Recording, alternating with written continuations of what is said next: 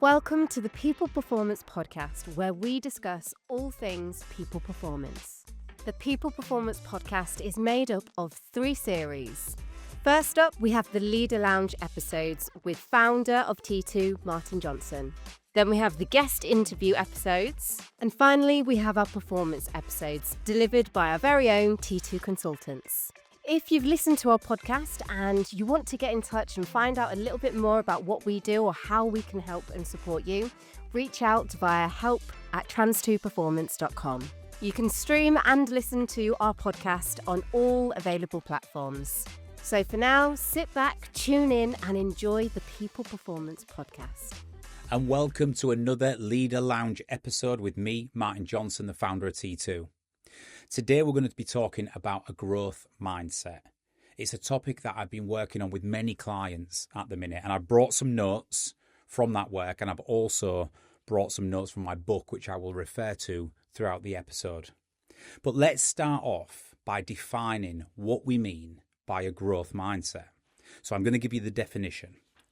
A growth mindset is the belief that abilities and intelligence can be developed through dedication, effort and learning rather than being fixed or innate.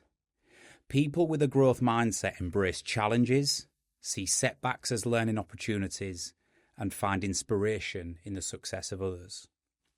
So if we think about that for a second, that's the type of mindset we want to be around. That's the type of mindset we want to foster in our careers, in our lives. What's the polar opposite of that? Well, quite often you'll have heard of the term a fixed mindset, which is anything but the qualities, traits and attributes I've just described. So when we're talking about a growth mindset, we're talking very much around how people approach their work, their life, problems, opportunities, challenges, and how they always remain focused on the solutions required to solve them. Some of the things people with a growth mindset display include people who embrace challenges, people who bounce back from setbacks, which I'll come to shortly, people who continuously learn and develop, people who avoid being negative, those who challenge themselves to critically think, and we're going to explore critical thinking in a short while, those who focus on the controllables and not on the things they don't control, people who think big, those who take and learn from criticism, and this is one of my favourites, those who can be resourceful in the absence of resources. So a growth mindset is very much a person who displays all of those things when they come across challenges and uncertainty. So let's pick out a few of those now. What I'm going to do is I'm going to talk about 5 of those particular elements of a growth mindset on this Leader Lounge episode, and maybe we'll come back and cover more in the future. So the first one I want to cover is thinking big. I've been working with a client and an executive team on this lately, and they're challenging themselves to think big. But what is thinking big? What's the definition of that, and why is it so important for certainly leaders at the top of organisations to do, but also for everybody in life to sometimes elevate themselves up out of the day and just think a little bit bigger? So I'm going to give you the definition of thinking big. Thinking big is the process of visualising the future in a higher level. It's ambitious and it's optimistic. It defines an outcome that involves challenge, effort, people, time and sacrifice, but one which will deliver a significant reward. And that's the big thing here. Think about it. This is the flag on the hill stuff. This is your goals, your dreams. If you're thinking big, you're trying to define an outcome that's going to happen at a future point in time. And it's got to be aspirational. It's got to be big. It's got to be bold and courageous. And that creates, in certain lines of psychology and according to a famous book, the law of attraction. When the law of attraction happens, it means that we start to take action and make decisions and do things that drags us towards that vision or that flag on the hill. So thinking big is really important in organizations, and it's a really important part of a growth mindset if you're going to create something, some clarity around where we are heading. Because I always say you have to know where you are going. And growth mindset people display that in abundance. They don't get bogged down in the day-to-day or what's right in front of them. They don't get dragged into the weeds and then start becoming reactive instead of becoming proactive. And that's what Think Big does. It allows you to get proactive rather than become reactive. The next one I'm going to talk about is a favourite of mine. It's resourcefulness and why that is so important. There's two types of people, isn't there? There's those who will blame a lack of resources for a lack of their success, and we all know those people. And there's those who, despite not having all of the resources they require, they are really good at getting resourceful. Let me give you the definition of this one. Resourcefulness is the ability to find quick and clever ways to overcome obstacles, challenges, and difficulty, meaning you are using what you have rather than what you would like to have to succeed in your endeavour. So resourcefulness is such an important attribute of a growth mindset.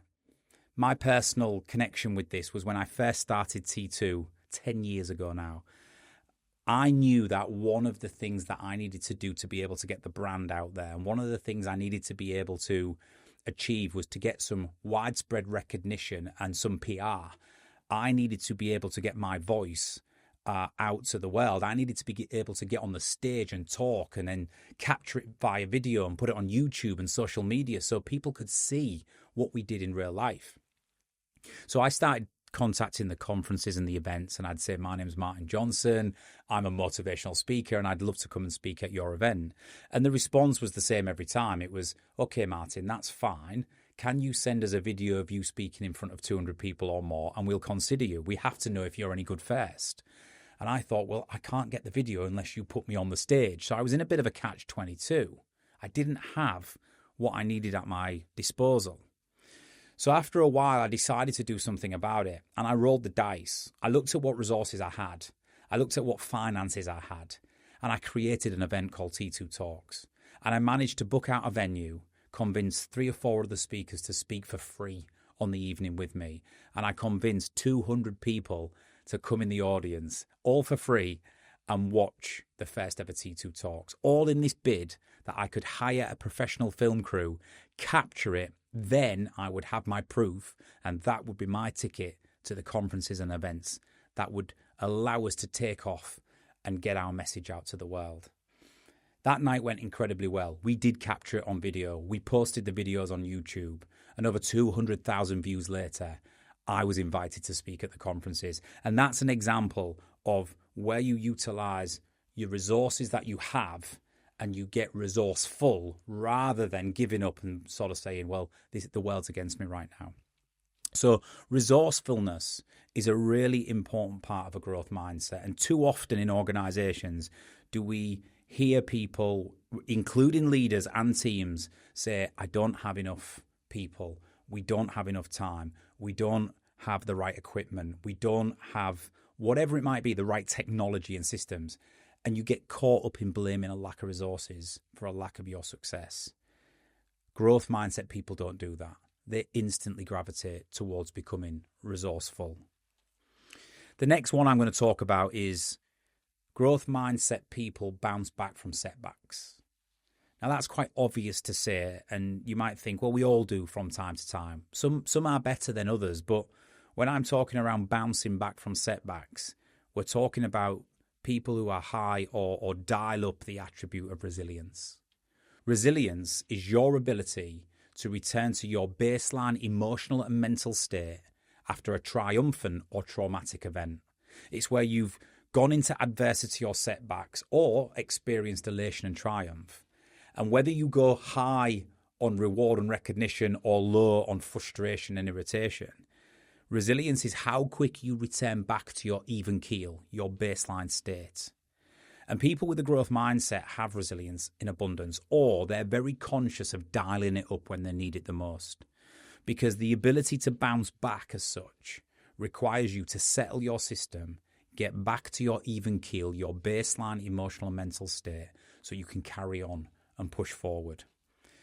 So those with a growth mindset display that in abundance. And I'm, for example, not naturally high on resilience.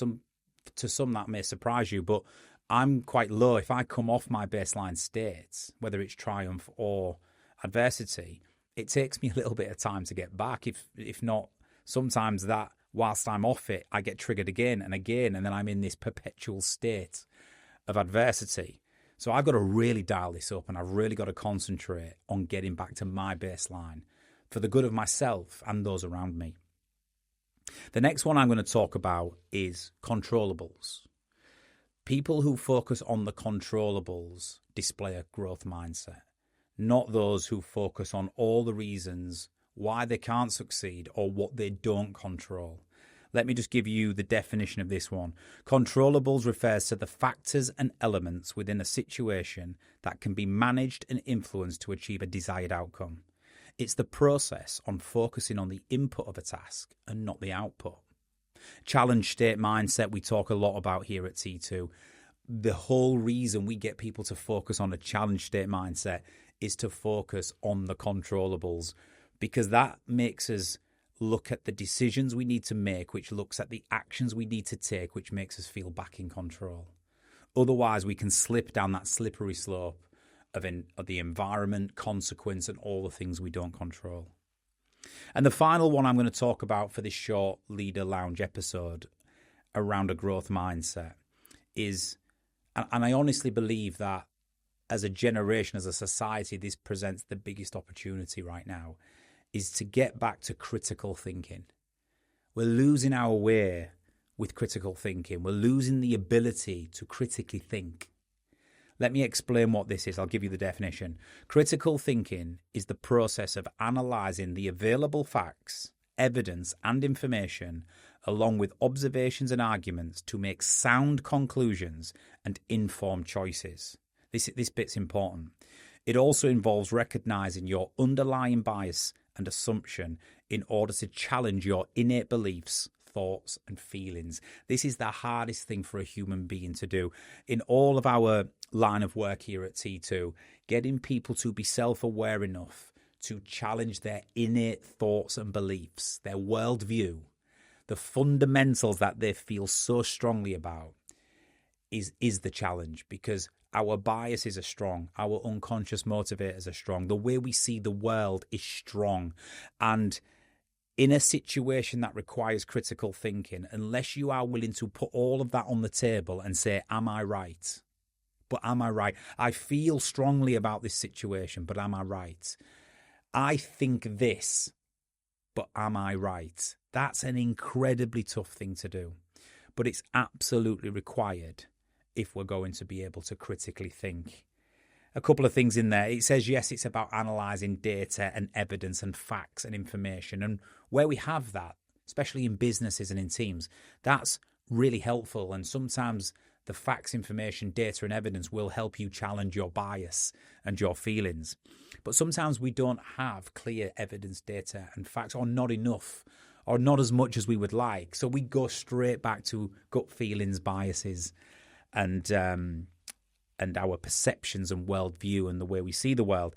And I think that critical thinking, therefore, can get lost very, very easily.